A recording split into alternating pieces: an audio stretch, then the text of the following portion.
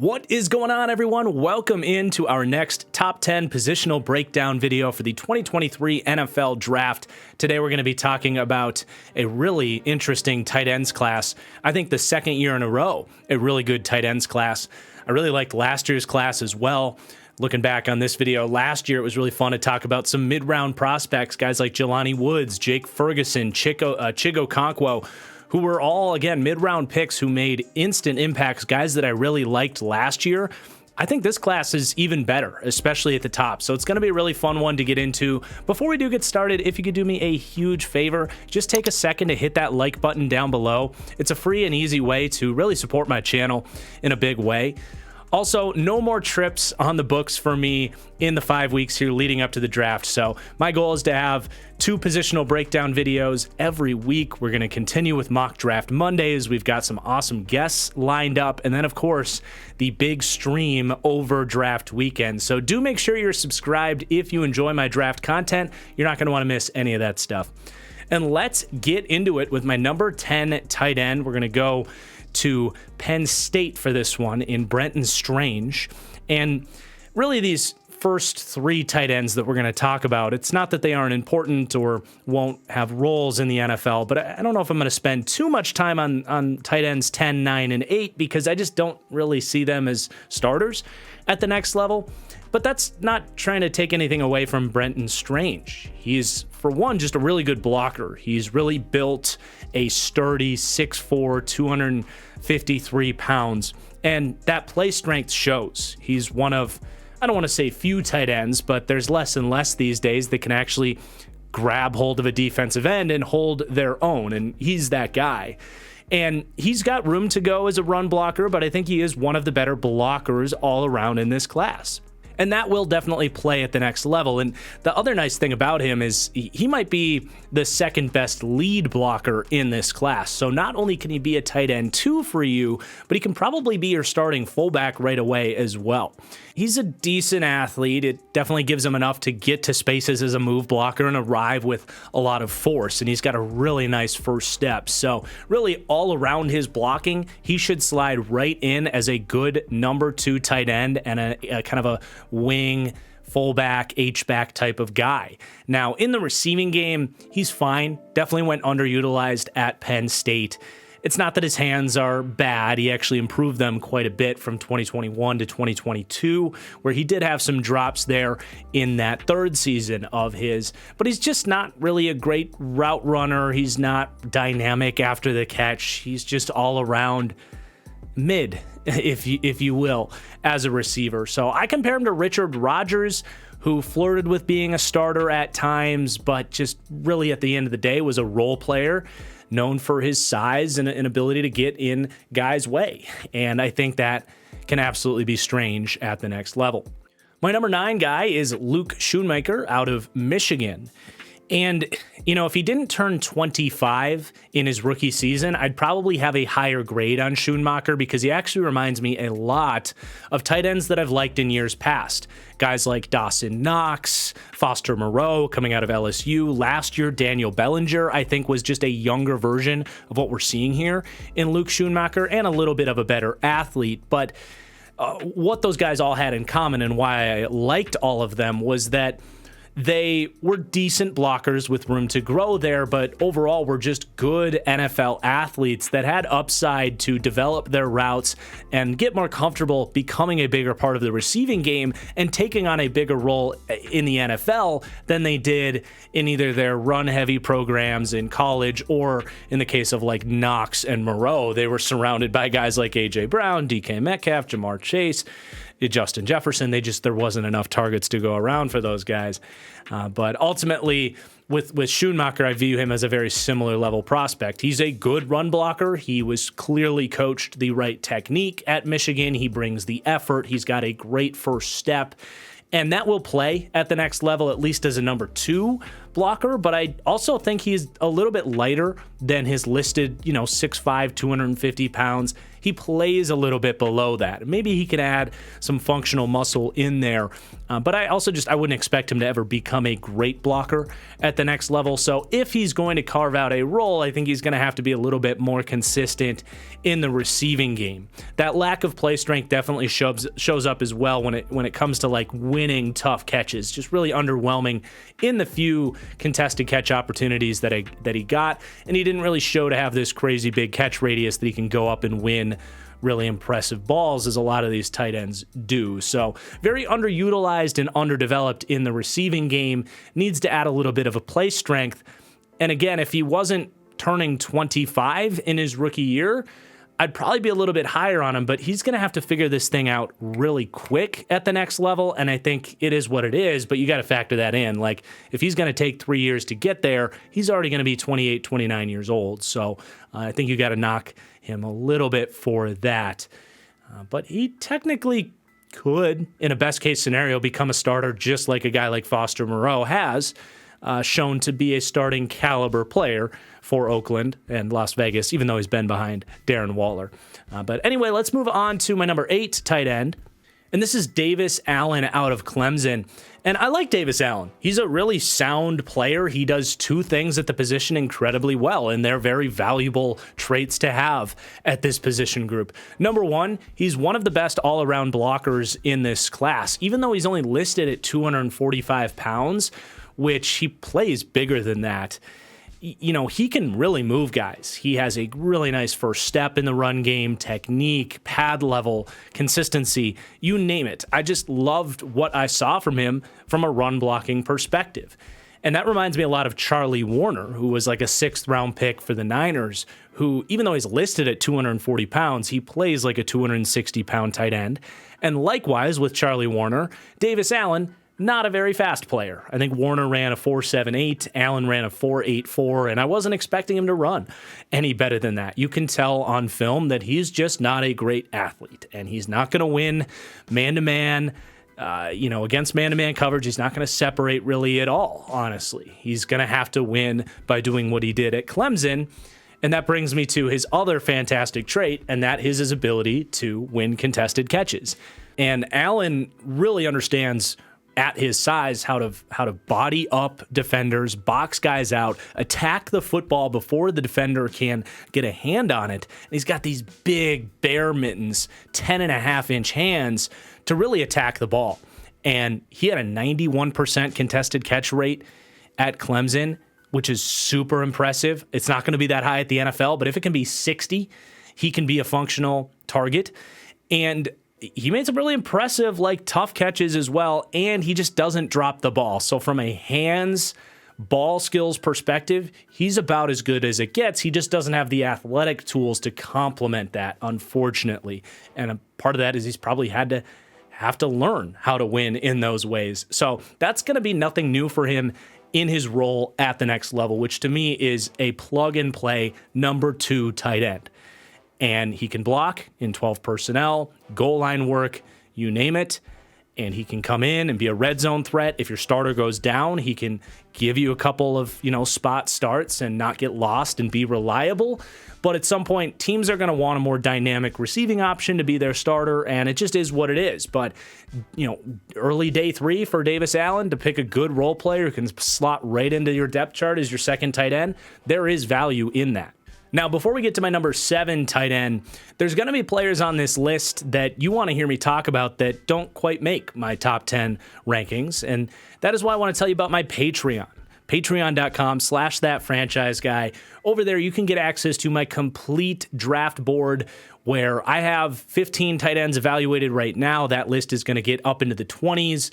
When we're all said and done, come April's draft, you can find my rankings at every position group where we're going to have a little over 350 players, I think, when all is said and done. So you can get access to that. You'll get exclusive film content, video content, where we're going to be doing 7-round mock drafts for all 32 teams here in just a few weeks, starting up in April. And you can submit questions to my podcast, The Fully Inflated Football Show. Check that out as well. But if you enjoy my draft content, you will love my Patreon. And most of all, It supports my channel in the biggest way possible. Would not be possible to do what I do without my incredible supporters over there on Patreon. So check that all out at patreon.com/thatfranchiseguy. All right, my number 7 tight end is someone I was tweeting about over the last couple of days, and won't be a surprise for those of you that do follow me, but Zach Koontz out of Old Dominion. And he really got on a lot of people's radar with his workout in Indianapolis, which was just absurd. And I'm not a take artist. I'm not saying this as hyperbole or to be dramatic. This was quite literally one of the best workouts that we've ever seen from an NFL player at the NFL Combine. Zach Koontz, the athlete, should really only exist inside of Madden. He's 6'7", 255 pounds. He ran the second best 40 out of any tight end in this class and the best out of anyone on this list at a 4.55, which is better than a lot of receivers run. A 40-inch vertical jump with a 128-inch broad jump, both the best in this entire class for any tight end. The best 3-cone, which is agility work at 6.87, at 6'7", 255 pounds, and the second best shuttle time among all tight ends at the Combine. Oh, and why not tie first place for bench reps as well at 23.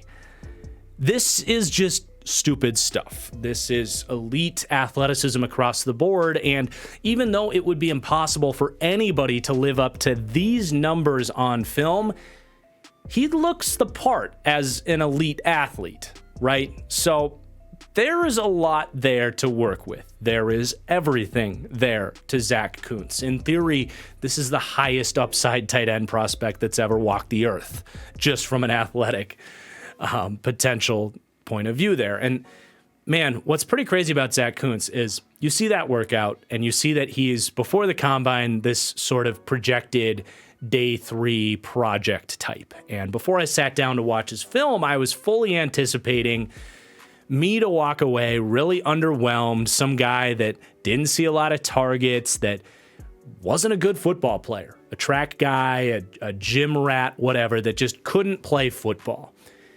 And that wasn't the case. It's not that his film was amazing or anything, because if it was, eventually we'd be talking about this guy even higher, but he was pretty good. Like, I actually think he's one of the better route runners in this class at the tight end position. He's got good foot speed and technique and snap in his routes. He doesn't have bad hands. There's certainly room to improve in his contested catch opportunities, which I'll talk about some of his weaknesses shortly. But he's also like a really willing blocker, and he was more than capable at his level of competition. I don't think he's going to be a horrible blocker in the NFL. So I walked away like kind of impressed by his film, with certainly some areas to improve upon. So what's the catch? Well, here we go. Number one, he's going to be 24 years old in his rookie season. He's started 15 games in his career. So an older prospect that's barely played, that still has work to do. There's going to be some turnoffs there, but if you really dig back as to why he's only played 15 games, you can really start to justify him as a huge diamond in the rough prospect here. So hear me out. He goes to Penn State out the gate. So he was not some nobody recruit, but he was 235 pounds at 6'7" and was going to have to make that transition to tight end. And at the time, he's sitting behind Pat Freiermuth. And the next year, Brenton Strange would have come in as well. So he had legit NFL players ahead of him. He spent 3 years at Penn State, never really got to see the field, as he consistently put 3 or 4 pounds of functional playing weight on per season. And after 3 years, whatever reason, it just didn't work out. And sometimes that happens. The coach brings in a new recruit. I think they've had coaching changes. Don't quote me on that.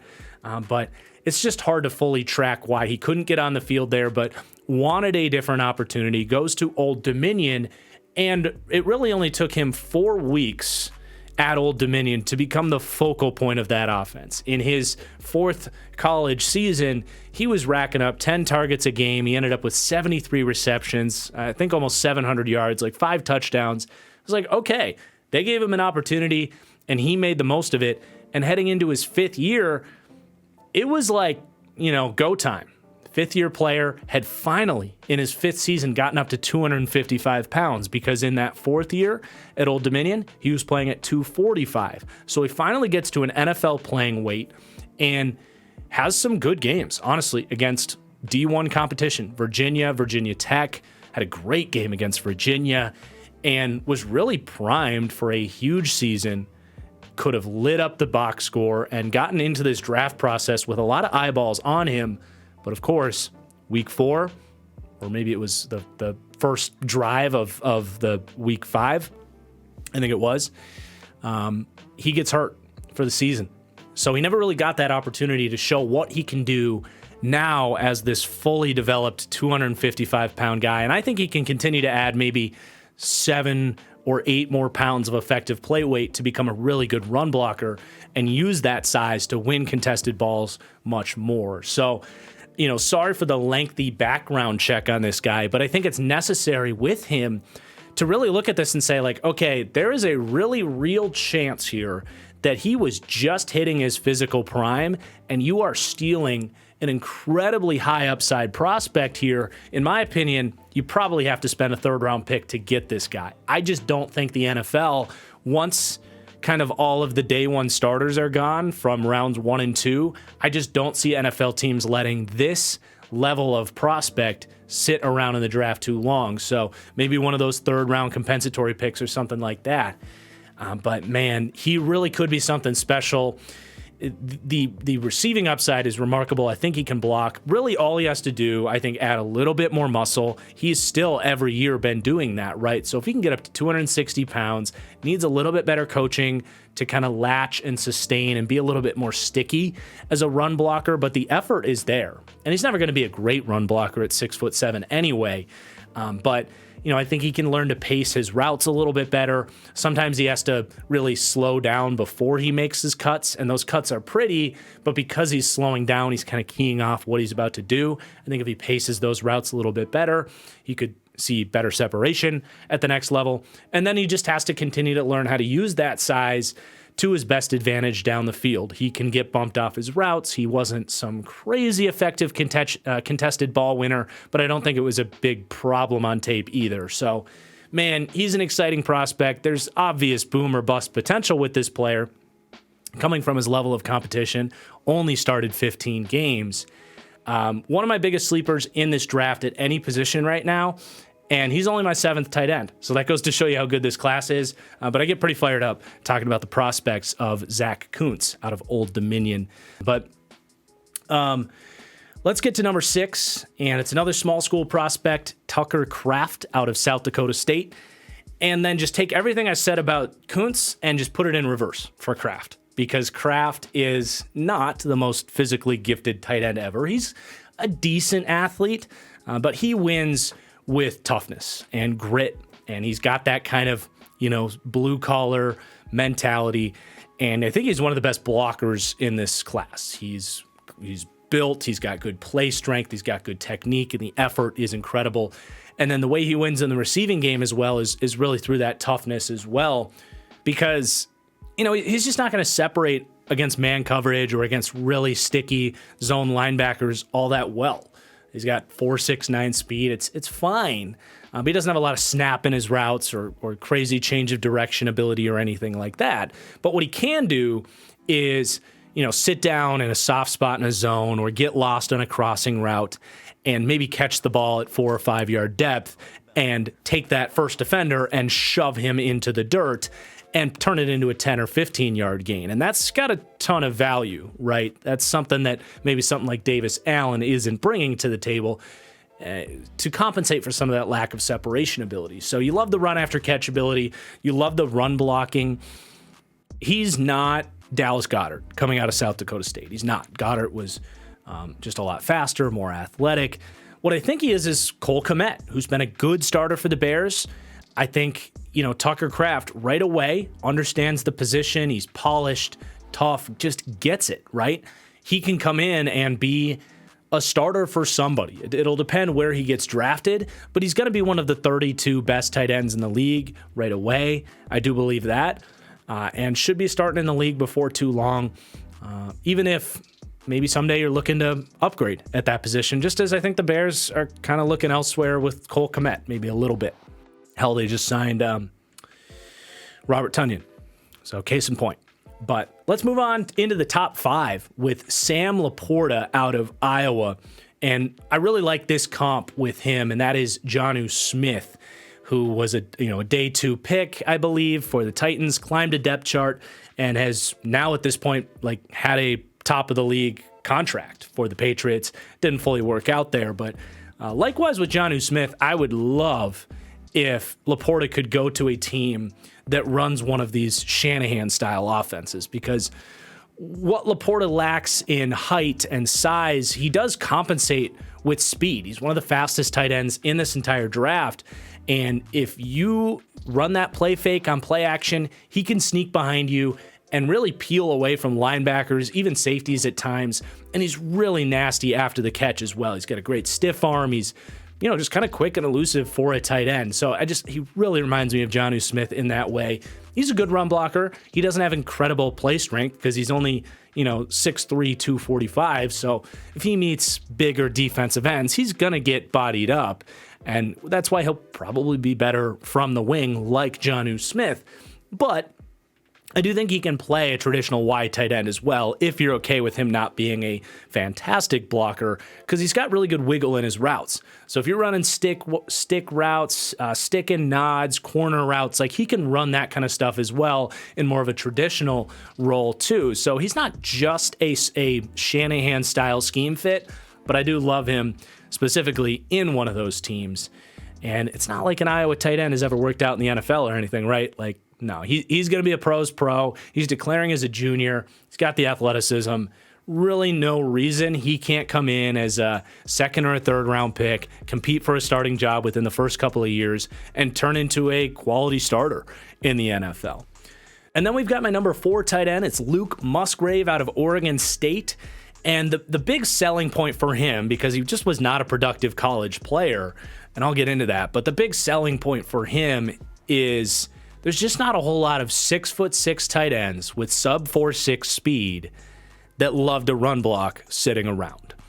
And that's what he is. He's a great athlete. He's got towering height, and he's got good bloodlines. His uncle was Bill Musgrave, a really high-level football coach, and his dad played quarterback at the University of Oregon. So he understands the game, even though he hasn't produced. I wouldn't describe him as a necessarily raw player or that he doesn't understand the position. In fact, he gets the position, especially understands the value that blocking element can bring to the table. And he is one of the better run blockers in this entire class, which is impressive given he's a taller guy and he's not like he's strong, but his play strength isn't insane. But he gets the job done there, and I think he will at the next level. So that brings a lot of value, and it actually increases his floor quite a bit. And that's a big reason he is higher than Zach Koontz, is the blocking aspect. Even if he doesn't emerge as a great receiver, which he might, he's going to be able to, step in as a tight end 2, and even a functional tight end 1 that can block. So you love that side of it with him. Now, he just really hasn't produced at the college level. 2020 was the shortened COVID season. They played half a year.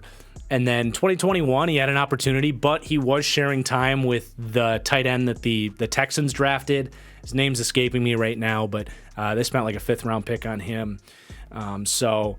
He just hasn't had that full starter opportunity. And then he got that in 2022, but got injured. Week 3, missed the season, just like Zach Koontz. So very much a projection as far as what would that season have looked like if he was able to stay healthy. And there's, on one side of that, you got some of that fog of war about him where you don't really know what's behind the curtain, so to speak. But there's also the fact that, basically this could be a first-round prospect behind the curtain that just wasn't able to show what he could do. I think, coming into the year, the biggest things he had to improve upon were drops, contested catch wins. Can he really use that size and body guys up? And I just don't think he really got that opportunity to show that he can do that consistently. I think the route running is fine. I think he's got some attention to detail and room to grow in that department. But, I really think He has all the tools to make it. There's a lot to like, but there's just, I think fog of war is the best way to describe it with him. So I do think he's about a top 50 player. I think a lot of the first round hype on him is where I would say pump the brakes a little bit. Like I don't think I would take Luke Musgrave in the first round, not in this draft at least. And I know I think he's Dane Brugler's number 1 tight end. Like I disagree with that. I think there's 3 other players actually that are better tight end prospects. But for a second round guy, someone with a lot of upside at the position, it could certainly work out. Okay, my number 3 tight end is going to be Darnell Washington, and he is, we all knew it when he came out the first week of the year against Oregon and hurdled a dude, and then stiff-armed a guy in the same play, I think. We all knew that this guy was going to emerge as a love child of draft enthusiasts like myself and all of you. Guy's 6'7", was listed at 270 pounds at Georgia, came in at 265 at the combine, blocks his ass off. Just a freaky athlete, and especially a year after Jelani Woods came out and really made an impact right away. They're very similar prospects in a lot of ways. There's going to be a lot of eyes on Darnell Washington, and the hype is definitely at its highest as of this recording. I even myself put him in the top 15 going to the Green Bay Packers. He's pretty consistently going in the first round, and he brings a skill set to the table. He's still young. And a lot of fog of war with him as well because he was behind Brock Bowers, who's going to be a first-round pick next year. A lot of fog of war as far as, what does he look like with a bigger receiving workload? So he brings traits to the table that you just can't find elsewhere. And we know that NFL teams in the draft, they're going to push those traits up, rightfully so. So I'm not pushing back on the thought that maybe he belongs in the first round, in the right spot, but I do have a second round grade on him. And, there's a lot to like. I'll talk about it, but I will say, number 1, he gets a lot of credit for his blocking, and he has incredible highlight blocks. And he's an extension of the offensive line. He's the best pass protector in this class. He's just got so much length, strength, and quickness that guys do struggle to get around him. But I will say, as a run blocker, the highlights are awesome, but play-by-play, I was actually a little bit underwhelmed. And I think his best blocking was when he was coming across formation. We can really lay into a guy, or as a lead blocker, the stretch runs. But just head up, I don't know. I think he can run his feet better. I think he can use that incredible length to latch and sustain blocks much better. It's all coachable stuff, and he's only 21 years old. So it can get there, but I don't think he's this elite run blocker out the gate in a head-up blocking scheme. I think he can definitely get there, but I just wanted to point that out. And the other thing is, yes, his workout is wildly impressive. His athleticism is wildly impressive relative to his size, but just like Jelani Woods last year, he is a lumbering player. He is a power forward asked to play tight end, and that's really fun and provides its benefits, but he's not a snappy route runner. I don't think he's going to necessarily separate against man coverage at the next level. He can run away from guys on crossing routes and stuff, and that's why I like the Green Bay fit, because they're in that Shanahan system where they'll get him going on those over routes because he's got building long speed. But as far as short area juice, snapping off of coverage and creating separation, I don't think he's going to do a ton of that. He's going to have to really win those contested balls and dominate in that area to be a high-level receiving target in terms of volume, right? Now, he can be that, and in the looks that he did get at Georgia, he showed he can body guys up, he'll use his size, and the concept of what he can be in the red zone and stuff is really intriguing. Now, one really important measurable for him that I don't think everybody's talking about is only a 31-inch vertical, which is actually the worst vertical jump out of everybody that was at the combine. So if you're really into the idea of throwing him a jump ball, well, actually, Zach Koontz is just as tall, and he had a 40-inch vertical. So I'm just going to throw that out. He can jump, but he's not going to jump out of the gym. So, there is a lot to like. I compare him to Martellus Bennett, who was a top 5 tight end in the NFL. And I loved Martellus Bennett. When he was with the Bears, unstoppable. I think he could be that player. So I really am not trying to come off as anti-Darnell Washington. He's my number 3 tight end in a really good class, and I'd be willing to draft him in the right spot in the first round. But I just think there is a downside to him that you're getting just Virgil Green, who, for those that remember him, was in the NFL forever because he was huge and strong and fast, but never really put it all together in the receiving game. I think that's like possible. I don't think he's going to be quite as bad as Virgil Green was. I think he's shown more than that in the receiving game, but I think you get the point here. Like, I'm in on him. I think the hype has gone just like a smidge too far, but really fun player. Really just excited to see where he lands and what he can end up being. All right, then my number 2 tight end is going to be Michael Mayer out of Notre Dame, one of the most high floor players at any position in this class. He gets the position. He's been doing it for 3 years. He's the best run blocker here. I will say I was disappointed that he only weighed in at 250 at the combine because he was listed at 265 at Notre Dame, and that's a pretty big difference. And I'm not saying he's not going to be a good run blocker at the next level, but I think the biggest selling point for Michael Mayer as the best tight end in this class was that he could be a Gronk level run blocker. And Gronk played at 265, 270 pounds. And I just don't think Michael Mayer can be that at 250, right? So that was just a little bit disappointing. I'm not trying to slam the guy. You still have a first to a second round grade on him. But that was enough for me to push Kincaid over him. But overall, really tough after the catch. He's just solid across the board. But the thing is, the athleticism, the size, there's nothing physically speaking about him that is, forget elite. There's nothing physically about him that's even, really all that good.